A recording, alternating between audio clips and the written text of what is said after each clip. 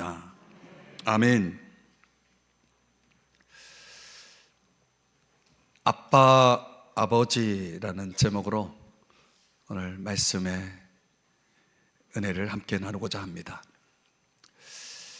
뒤늦게 예수를 믿고 그 감격 속에 살던 한 할아버지가 계셨습니다. 예수 믿고 삶이 완전히 변화가 되었습니다.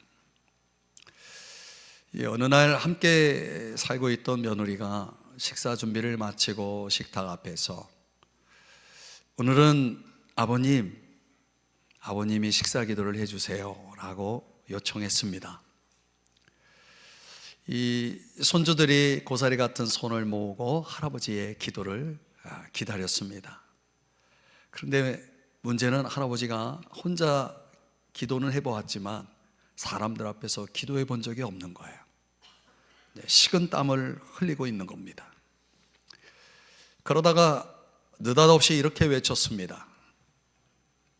하나님 만세! 혹 여러분도 이런 경우가 있습니까? 이 투박하지만 얼마나 진심을 담은 기도입니까? 알베르트 슈바이처가 이런 말을 하더라고요. 하나님은 땅에서 들려오는 신음하는 소리조차도 당신의 나라가 임하소서라는 기도로 들으신다.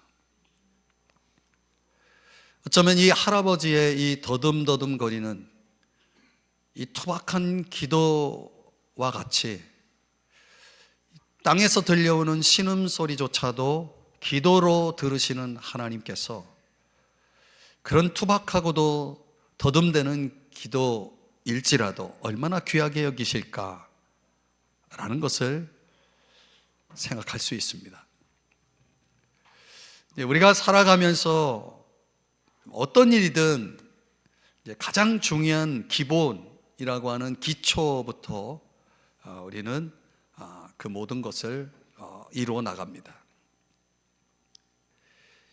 책을 쓰는 분들, 작가들을 보면은 이 철자를 결합하여 낱말을 만들고 그 낱말을 통해서 문단과 단락을 구성해서 문학이라고 하는 시, 소설, 수필과 같은 작품이 탄생을 하죠.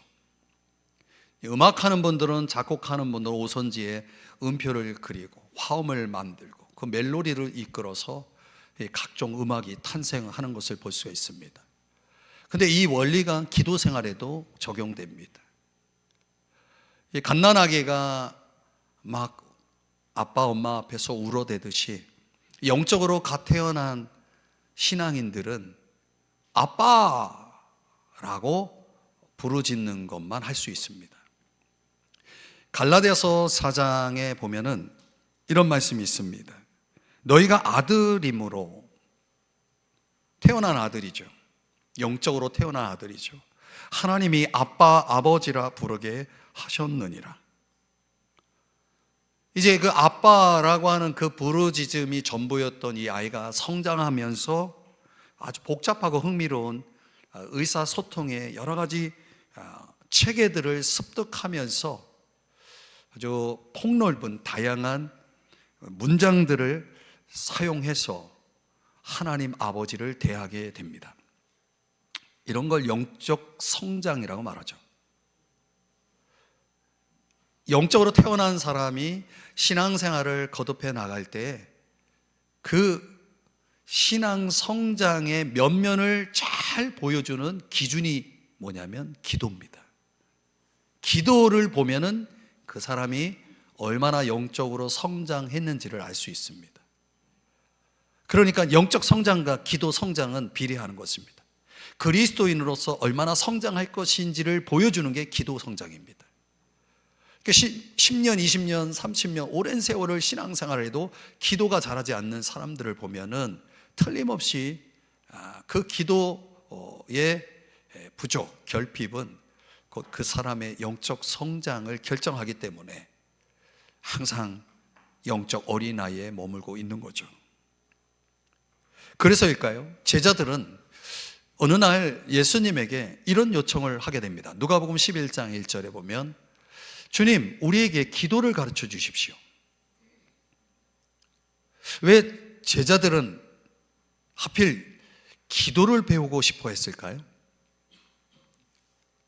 뭔가 예수님에게서 알고 싶어 했던, 예수님에게서 얻고 싶어 했던 그 간절함이 이 기도라는 데 초점이 맞춰지는 것을 볼 수 있습니다. 여러분, 예수님이 제자들이 이런 요청을 할 때에 바로 그 방금 전에 뭐 하셨죠? 누가복음 11장 1절을 다시 보여주시면 기도하고 계셨던 거예요. 예수님은 늘 그렇게 기도하고 계셨던 거예요. 도대체 기도는 뭔데? 요한의 제자들도 그렇게 기도를 배워서 열심히 기도한다는데 우리 예수님의 제자인 우리는 뭔가? 예수님이 왜 그렇게 기도를 하는가? 기도가 배우고 싶었던 거죠. 기도에 대한 갈망이 일어났던 거죠. 여러분, 그 사람이 영적으로 꿈틀거리고 성장하는 그 징후로 나타나는 게 뭐냐면 기도에 대한 관심을 갖게 된다는 거죠. 기도에 대한 열망을 갖게 된다는 거죠. 여러분에게 묻고 싶어요. 여러분은 기도하고 싶습니까? 정막이 흐르네요. 기도하고 싶은 열망, 기도를 배우고 싶은 열망이 있습니까? 기도를 배우는 방법은 간단해요. 기도하는 자리에 있으면 됩니다. 기도하는 사람을 가까이 하면 됩니다. 제자들이 기도를 배울 수 있었던 것은 예수님을 가까이 했기 때문이죠. 예수님은 삶 전체가 기도였던 분이죠. 그래서 예수님은 제자들의 요청에 의해서 오늘 본문 9절에서 이렇게 응답하셨습니다. 그래, 내가 너에게 기도를 가르쳐 줄게. 기도는 이렇게 해야 돼 하며 그 기도의 내용을 시작하시길 이렇게 시작하십니다. 하늘에 계신 우리 아버지요. 한번 따라 하십시다. 하늘에 계신 우리 아버지. 원문으로 보면 아버지, 우리의 하늘에 계신 이요, 이렇게 순서가 나와 있습니다. 저는 오늘 소위 주 기도문이라고 하는 이 내용 본문을 오늘부터 하나씩 그 의미를 좀 깊이 있게 묵상하면서 여러분들과 같이 은혜를 받고자 하는 것입니다. 우리말 번역의 순서대로 세 가지를 함께 살펴봅니다. 첫 번째, 하늘에 계신입니다. 하늘에 계신. 오늘 9절에서 그렇게 말씀하죠. 하늘에 계신. 여러분, 하나님은 우리가 기도를 드리는 대상인 하나님은 어떤 분이라고 말씀해요? 하늘에 계신 분이라고 말씀하죠. 전도서 5장 2절에서는 하나님은 어디 계세요? 하늘에 계세요. 우리 인간은 어디에 있어요? 땅에 있어요. 여러분, 하늘과 땅을 이렇게 구별하는 이유는 뭘까요? 이것을 신학적으로 표현하면은 좀 어렵지만은 초월하심이라는 단어입니다. 초월하심이라는 표현은 하나님이 우리와 멀리 떨어져 계시다, 이런 뜻입니다. 얼마나 멀리 떨어져 있는 겁니까? 저 하늘만큼 멀리 떨어져 계시는 분이다 라는 거죠. 다름을 강조하는 거죠. 이걸 조금 더 설명하면 우리 인간은 땅에 속한 존재로서 피조물이고 하나님은 하늘에 속한 분으로서 창조주 하나님이 되시는 겁니다.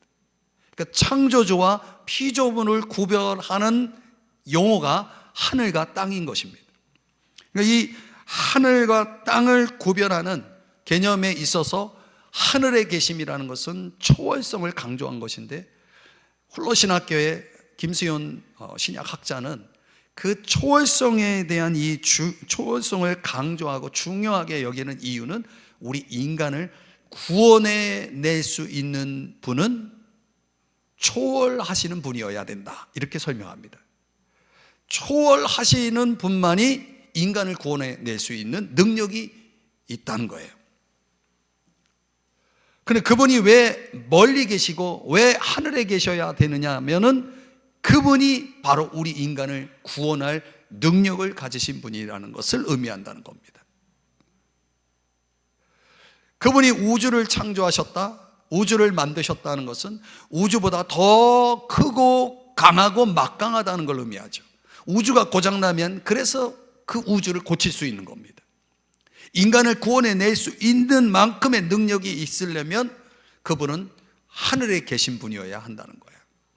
그래서 이 땅에 존재하는 어떤 존재도 인간을 구원해낼 수 있는 대상은 없는 겁니다. 오직 그분만이, 하늘에 계신 분만이 가능한 거죠.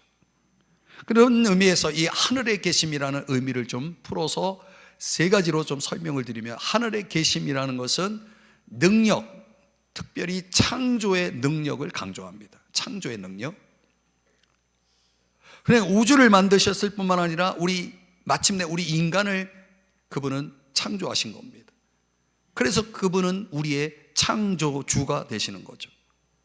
그분이 우리의 창조주가 된다는 것은 뭘 의미하냐면, 사도행전 17장 28절에서 설명한 대로 우리가 하나님 안에서 살고 움직이고 존재하고 있다는 의미입니다. 하나님 안에서 살고 움직이고 존재한다는 이 개념은 우리의 존재와 생존을 주장하시는 분이라는 거예요. 다시 말하면 저와 여러분의 호흡을 주장하시는 분이에요. 그래서 사람이 돌아가시면 숨을 거두었다라고 말하는 거예요. 그 숨은 누가 거두는 겁니까? 원래 주인이신 하나님, 창조주 하나님이 거두시는 겁니다. 여러분이 매일 자고 일어날 때, 여러분들이 밤에 잠을 주무실 때에 다음날 아침에 일어날 것을 믿습니까? 너무 웃기죠? 당연하게 생각하잖아요. 한 의학자의 설명에 의하면 그건 당연한 게 아니라는 거예요. 하나님이 그 호흡을 주장하셔서 깨워주셔서 여러분이 일어나는 거예요. 그걸 좀 제 예를 통해서 설명하면, 제가 이번에 대장 내시경을 하면서 수면으로 대장 내시경을 받았습니다. 근데 한참 자고 있는데 간호사가 2번이나 저를 깨웠어요. 그러니까 저에게 어떤 기계를 달고 있는 상황에서 제가 숨을 멈췄던 거예요. 2번이나. 이런 걸 뭐라고 말하냐면 수면 무호흡증이라고 하는 거죠. 간호사가 달려온 거예요. 호흡이 멈춘 시그널이 이제 간호사들에게 들려오니까 이 큰일 났나 보다 해가지고 2번이나 달려와서 저를 깨운 거예요. 괜찮으시냐고. 괜찮지, 자는데 왜 깨우냐고 제가 신경질은 안 냈습니다. 그러니 뭐예요, 여러분? 호흡이라는 게 내가 주장할 수 있는 거예요? 호흡은 내가 주장하는 게 아닙니다. 호흡은 은혜이고 선물입니다. 하나님이 여러분을 깨워주시지 않으면 여러분의 밤은 마지막 밤이 되는 겁니다. 그래서 날마다 우리의 매일은 주님을 만날 준비를 하고 주무시는 거예요. 왜냐하면 이 밤이 마지막 밤일 수 있으니. 여러분, 인간이 내가 내 것이 아니라는 걸 깨달을 때가 언제냐면 장례식장에 있을 때입니다. 생명의 주권이 누구에게 있습니까? 내가 주장할 수 있는 겁니까? 내가 마음대로 할 수 있는 겁니까? 아니에요. 그렇지 않아요, 여러분. 절대 그렇지 않습니다. 우리가 장례식에 가서 깨닫는 게 뭡니까? 내가 내 것이 아니었구나 라는 거죠. 생명의 주권, 창조주 하나님이 우리의 존재를 주장하고 계시는 거죠. 우리의 삶을 유지하게 하시는 거죠. 하늘에 계심이라고 하는 것은 바로 그 하나님을 찾는 것입니다.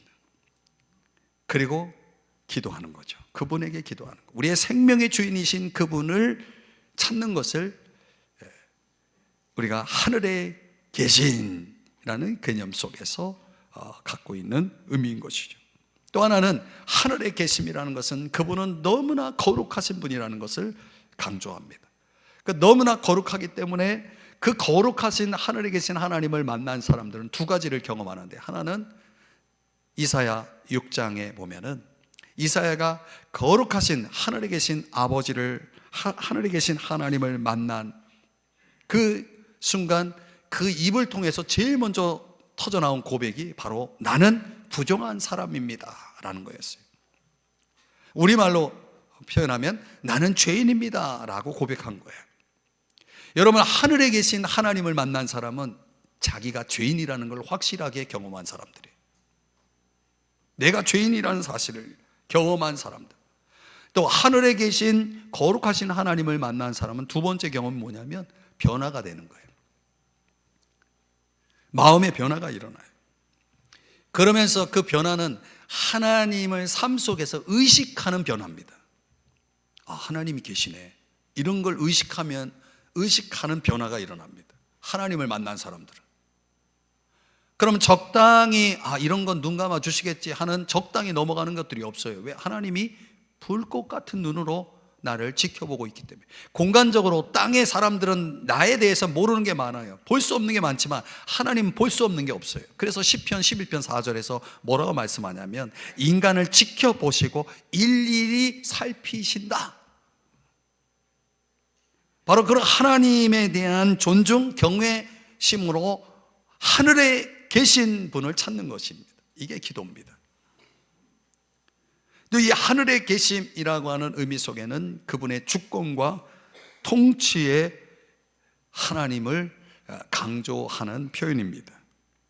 역대하 20장 6절에 보면 하나님 여호와여 주는 하늘에서 하나님이 아니시니까 이방 사람들의 모든 나라를 다스리지 아니하시나이까. 여러분, 이 지구상에 존재하는 모든 나라를 누가 통치하고 있습니까? 진정한 통치자는 누구일까요? 이 말씀에 의하면 하나님이시라고 말하고 있습니다. 저 세계 최강의 미국의 트럼프 정부도 결국은 하나님의 다스림 속에 있다는 거죠. 이 대한민국도 마찬가지고 그분의 손이 미치지 않는 곳이 없는 거죠. 그래서 주의 손에 권세와 능력이 있사오니 능히 주와 맞설 사람이 없나이다. 역대하 20장 6절에서 그 말씀을 하고 있는 겁니다. 그분의 권세와 능력을 당해낼 자가 없는 거예요. 우리가 기도할 때 찾는 하늘에 계신 하나님이 바로 그런 분이라는 거예요. 그분 때문에 내가 지금 존재하고 있고 살고 있는 거예요. 그분이 나의 모든 걸 아시는 거예요. 그분이 모든 것을 통치하고 계시는 거예요. 섭리하고 계시는 거죠. 그분이 모르는 게 없어요. 초월하신 하나님, 영원하시고 전능하신 하나님이 저와 여러분이 기도할 때 찾는 하늘에 계신 하나님이에요. 그렇다면 여러분, 이 말씀을 우리 이렇게 한번 적용해 봅시다. 과연 우리는 그 하늘에 계신 하나님을 믿는 사람이고 그분을 찾는 사람이고 그분에게 기도하는 사람이라면, 그렇다면 여러분, 오늘 저와 여러분의 사랑과 관심이 그분에게 있어야 되지 않을까요? 골로새서 3장 1절 2절에서 뭐라고 말씀합니까? 위의 것을 찾으라. 왜? 위의 것이 거기에 뭐가 있기에? 거기에 하늘에 계신 하나님이 계시다는 거예요.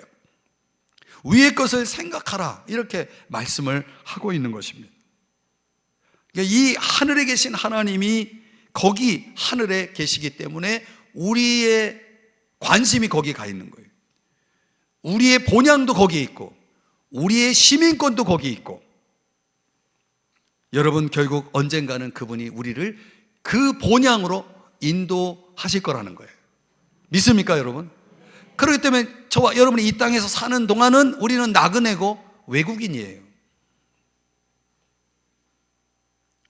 계속 비자 연장을 해가지고 살고 있는 외국인일 뿐이에요. 근데 여러분, 우리가 하늘에 계신 우리 아버지여라고 기도를 하고 있다 그러면 적어도 내 사랑과 내 관심이 하늘에 초점을 맞추고 있어야 하는 거죠. 그렇지 않다면 그 기도는 거짓된 기도죠. 이 세상 사람들은 땅의 관점에서 하늘을 보지만 우리 하늘에 계신 하나님을 상대하는, 믿는 우리들은 하늘의 관점으로 이 세상을 바라보는 사람들인 거죠. 그러니까 천국은요, 우리가 가야 할 곳이 아니라, 가야 할 목적지가 아니라 우리를 움직이게 하는 동기인 거예요. 만약 여러분이 정말 하늘에 계신 그 하나님과 영원히 살게 될 것에 대한 약속을 근거로 해서 이 세상을 살고 있다 그러면 많은 것들이 달라질 거예요. 여러분이 보여주고 있는 섬김과 순종이라는 것은 결국 그 하늘에 계신 하나님을 영화롭게 하는 것이고, 사람들을 그분께로 인도하고자 하는 동기에서 벌어지는 일들이죠. 여러분을 미워하고 여러분을 대적하는 사람들을 여러분이 사랑하고 있다면 그것은 곧 내가 하늘에 계신 하나님의 자녀라고 하는 것을 증명해 보이는 행동인 거예요. 내가 지금 고난 속에 있고 박해 속에 있고 어려움 속에 있음에도 불구하고 내가 그것을 참아내고 있다면 그것은 하늘에 계신 하나님의 상이 기다리고 있기 때문임을 믿기 때문인 거고, 오늘 저와 여러분이 이 땅 가운데 올바른 가치관을 가지고 올바른 물질관을 가지고 다른 사람들에게 베풀고 나누며 너그러 마음으로 살아가는 이유가 뭡니까? 보물이 하늘에 쌓여져 있기 때문인 거예요. 과연 저와 여러분은 이 하늘에 계신 하나님을 믿는 자입니까? 진정 그분을 찾는 자입니까? 진정 그분을 의지하며 기도하며 사는 자입니까? 그 측량할 수 없는 사랑과 지혜와 권능의 그 하나님을, 하늘에 계신 그 하나님, 초월하신 그 하나님을 진정 여러분들은 믿으시나요?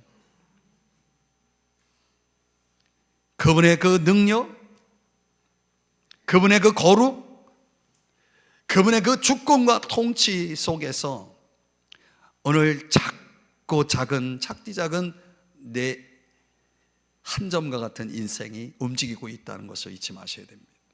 그 하늘에 계신 다른 그분을 찾는 여러분, 그분 앞에 기도하는 여러분 되시기를 주의 이름 축복합니다. 두 번째로 하늘에 계신 우리입니다. 우리. 여러분, 이 우리라는 대명사가 갖는 의미, 이것도 참 중요합니다. 왜 하늘에 계신 그 다음에 우리라는 대명사가 튀어나오는가? 여러분, 하나님을 우리가 아버지라고 부른다 그러면 그 아버지 앞에 붙는 대명사는 내 아버지 이렇게 말하지 않습니다. 그건 틀린 말입니다. 여러분, 혹이라도 기도할 때 내 아버지, 내 아버지라고 하지 마세요. 성경은 우리 아버지라고 말하고 있어요. 그 우리가 중요한 거예요. 왜 중요하냐? 우리 속에 내 아버지뿐만 아니라 다른 사람의 아버지도 된다는 의미가 들어있는 거예요. 다른 사람의 아버지, 그 다른 사람 속에는 아버지를 모르는 사람도 들어가 있는 거예요. 그래서 우리라고 하는 이 단어 속에는 선교적 삶이 담겨 있는 것입니다. 다시 말하면 오늘 이 지구상에는 하늘에 계신 아버지를 필요로 하는 사람들이 너무 많아요. 정말 소외되고 외롭고 고아된 이들, 저 팔레스틴에 부모를 잃은 수많은 그 아이들, 전쟁터에 홀로 남은 고아들이 얼마나 많습니까? 저도 양가 부모님이 다 돌아가셨기 때문에 천하의 고아죠. 이 고아, 외롭게 살고 있는 이들, 억눌린 분들, 병들고 고통 속에 허덕이는 분들, 이분들이 다 하늘에 계신 아버지를 필요로 하는 사람들입니다. 근데 문제는 그들이 하늘에 계신 하나님 아버지를 필요로 한다는 사실을 몰라요. 그러면 어떻게 해야 됩니까? 당신들에게 하늘에 계신 하나님 아버지가 필요하다고 알려줘야 될 거 아니에요. 이 알려주는 것을 우리는 복음 전도라고 말하는 거예요. 그럼 우리가 매달 첫째 주에 태신자 작정을 하는 이유가 바로 이거예요. 여러분, 하나님 아버지가 필요한 사람인데 그들이 하나님 아버지를 찾질 않아요. 필요하다라고 그들이 생각하지 않아요. 그러니까 그들에게 알려줘야 될 거 아니에요. 누가 알려줘요? 하늘에 계신 하나님 아버지를 먼저 알고 있는 우리가 알려줘야죠. 그러니까 여러분이 하늘에 계신 우리 아버지라고 기도하고 있다면 여러분 반드시 선교 사명을 감당하고 있어야 되는 거예요. 그 일을 여러분이 수행할 때 하늘에 계신 우리 아버지라고 하는 고백이 진정성이 있는 고백이 되고 하나님이 기뻐하시는 고백으로 받으시는 거예요. 또 우리라고 하는 이 고백 속에는 패밀리, 가족을 강조합니다. 여러분, 내가 예수를 믿고 구원받았어요. 나만 구원받았습니까? 다른 사람도 구원받은 사람이 있죠. 예수의 피로 말미암아 믿음으로 값없이 은혜로 구원받은 사람들은 다 조건 없이 가족이 되는 겁니다. 인간적인 어떤 조건 배경이 필요가 없어요. 그럼 우리는 다 예수 그리스도 안에서 하나님 아버지의 자녀된 존재들이기 때문에 서로 포용하고 인정하고 사랑하는 관계가 되어져야 하는 것입니다. 우리 모두에게는 다 그런 가족애가 있어야 된다는 거예요. 그래서 베드로전서 1장 21절 22절에서 그렇게 말씀하는 거예요. 하나님을 그리스도로 말미암아 믿는 자들은 22절 진리를 순종함으로 마음으로 뜨겁게 서로 뭐하라? 여러분, 하늘에 계시는 우리 아버지께서 우리 교회 안에 있는 자녀들이 서로 싸우고 있어요. 그러면 어떤 마음이실까? 여러분, 집안의 자녀들이 막 싸워. 그러면 아버지가 좋아하시겠어요? 부모 앞에서 싸우는 자녀들의 모습, 이거는 해서는 안 될 일이죠.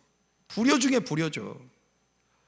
하늘에 계신 우리 아버지 앞에서 우리가 신앙생활하면서 성도 간에 우리가 갈등하고 분열하고 다투고 싸우고 있다 그러면 이거는 천하의 불효 중에 불효인 거죠. 사랑하는 여러분, 우리 서로 사랑하시기를 바랍니다. 그게 우리라는 그 고백 속에 담긴 의미예요. 우리는 선교의 사명을 감당하겠고 우리는 서로 사랑하겠습니다 라고 하는 그런 믿음 고백의 그런 차원에서 우리를 우리가 고백하는 겁니다. 세 번째, 아빠, 아버지. 가운데 곧이라고 한 것은 아빠라고 하는 이 단어는 유대적 표현입니다. 그래서 원어는 아바입니다. 아바. 유대인들은 하나님을 아바라고 부릅니다. 근데 헬라 사람들은 파르텔이라는 단어를 팔테라고 발음하기도 하는 파르테 이렇게 부릅니다. 아버지라는 뜻입니다. 그러니까 유대인이든 이방인이든 그들이 대상으로 삼고 있는 아빠 곧 아버지 이런 의미가 되겠죠. 그럼 왜 그 많은 호칭 가운데 하나님을 하늘에 계신 우리 아버지라고 표현했을까요? 오늘 6장 9절에 아버지요 라고 하는 이 표현 속에 여러분도 오늘 이 시간에 너무나 귀한 이 개념을 깊이 깨달으시면 여러분 인생에 놀라운 일들이 일어날 겁니다. 이 아버지라고 하는 이 부름 속에는 언약 관계를 강조하는 겁니다. 내가 저 하늘에 계신 하나님을 아버지라고 부른다라고 하는 것은 내가 어떤 존재라는 것을 인정하는 거냐면, 믿는 거냐면 로마서 8장 17절 자녀이면 또한 상속자라고, 내가 상속자라는 거예요. 아버지라고 내가 부르고 있다 그러면 저 아버지인 하나님은 그분이 가지고 있는 것들을 나에게 물려주는 상속자라고 하는 그 위치를, 그 신분을 내가 고백하고 있는 거죠. 근데 그런 자격이나 권한을 부여하신 분이 누구냐면 예수님이에요. 그래서 로마서 8장 17절에 그리스도와 함께 한 상속자가 되는 거죠. 그러니까 여러분이 하나님을 아버지라고 부르고 있다면 여러분들은 상속자라는 신분을 지금 인정하고 믿고 고백하고 있는 것입니다. 천국에서 우리가 누리게 될 하늘의 기업을 약속받은 존재라는 것을 믿음으로 고백하는 거죠. 또한 하늘에 계신 분은 초월적인 분을 강조하는 거라면 아버지, 이 호칭은 내재성 내지는 친밀성을 강조합니다. 여러분이 가정에서 아버지를 부를 때 뭐라고 부릅니까? 아빠, 아버지. 어떤 게 좋아요?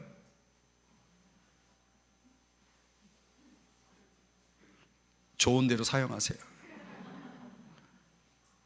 저는 아버지가 좋습니다. 근데 아버지 하면 어떤 느낌이 듭니까? 물론 육신의 아버지의 그 연약함으로 인하여서, 또는 육신의 아버지의 그 죄로 인하여, 상처로 인하여 그 아버지라는 그 단어조차도 혐오하고 싫어하는 그런 분들도 없지 않아 있습니다.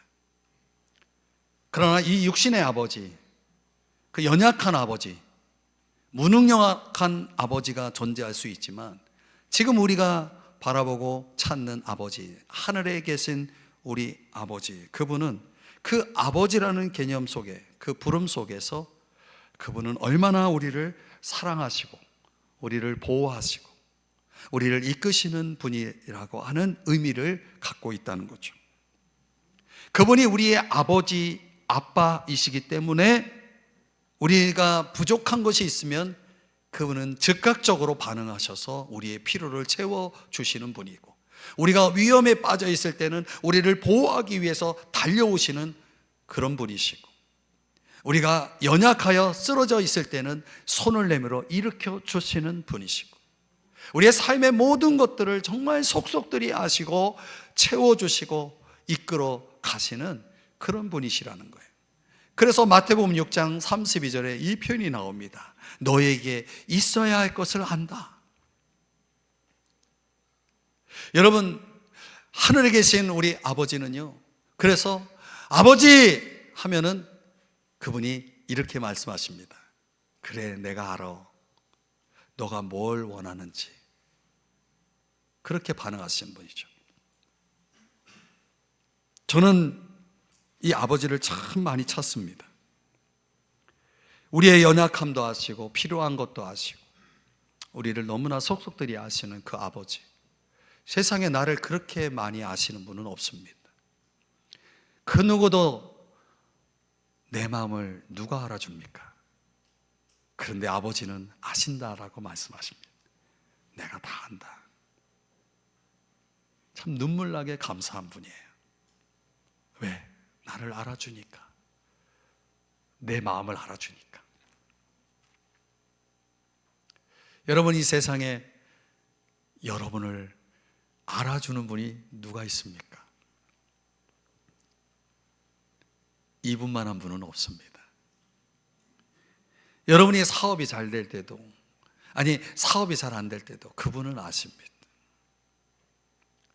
우리가 이것저것 염려하고 걱정할 때 그분은 내가 안다.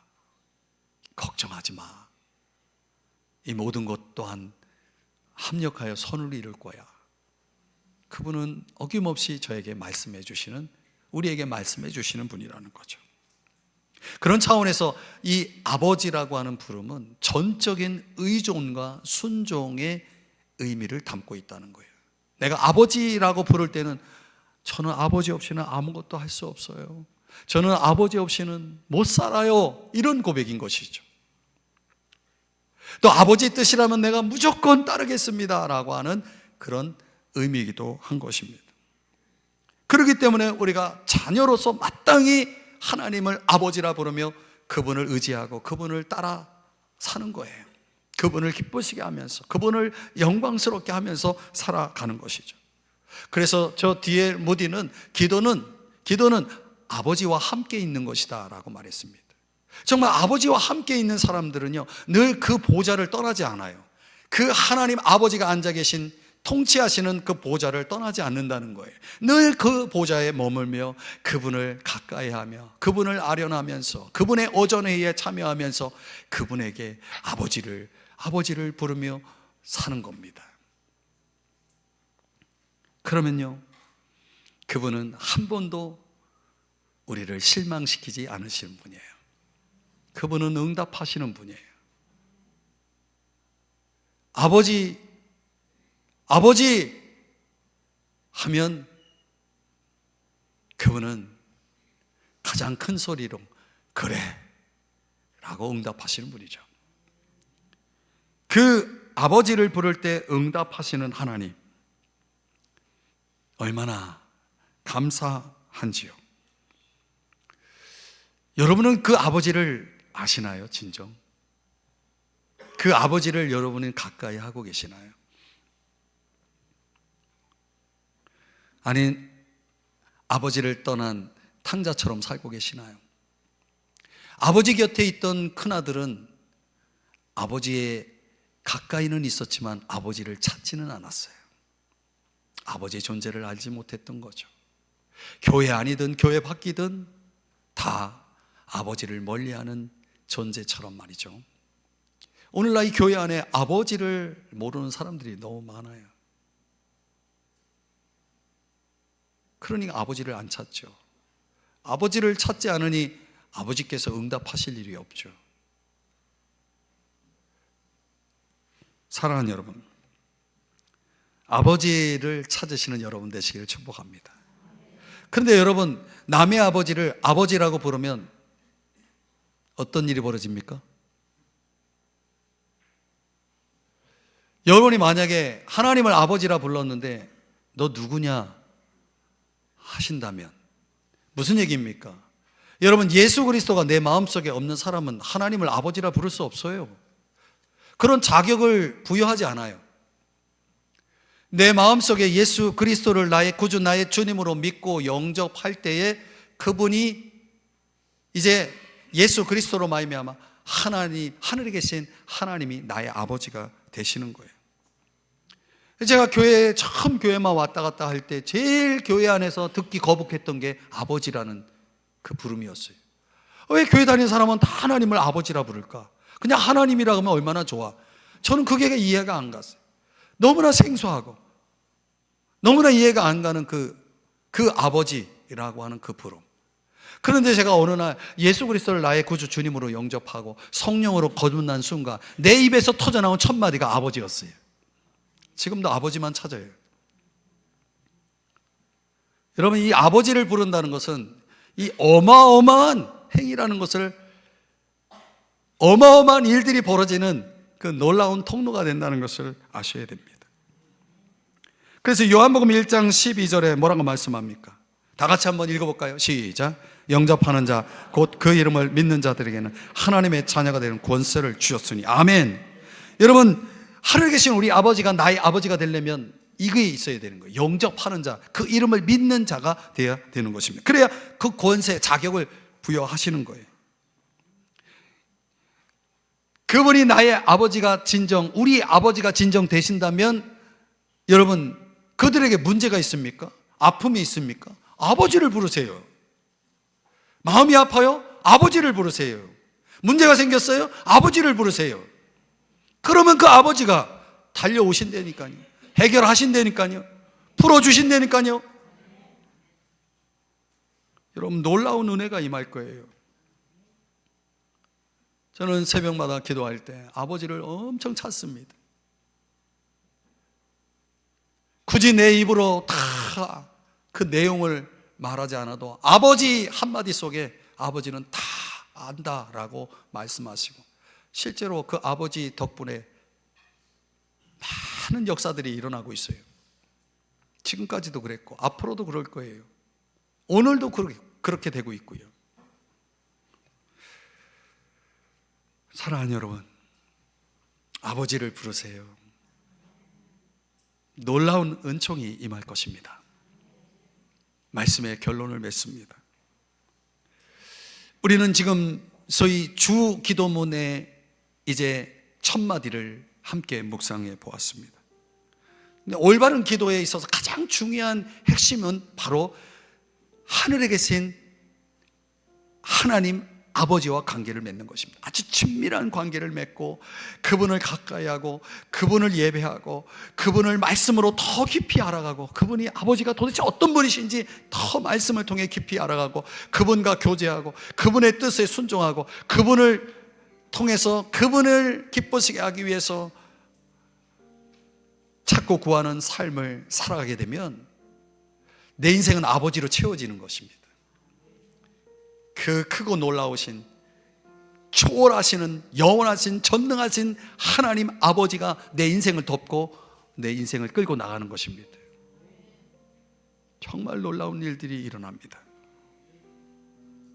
저는 그래서 오늘 이 자리에 계셔서 함께 예배하는 우리 모두가 진정으로 바라는 소망이 이것이길 바랍니다. 너는 내 사랑하는 아들이다. 내가 너를 기뻐한다. 우리 주님이 세례 받으실 때 들으셨던 하나님 아버지의 음성처럼 오늘 저와 여러분에게도 그런 음성을 들을 수 있는 자녀들이 될 수 있기를 주의 이름으로 축복합니다. 우리가 기도를 드리고 있고 우리의 기도를 받으시는 그 하나님은 오늘 성경에 하늘에 계신 우리 아버지이십니다. 이 진리가 여러분의 삶의 중심, 기도의 중심이 되기를 주의 이름으로 축복합니다. 새해 복 많이 받으십시오. 기도하겠습니다.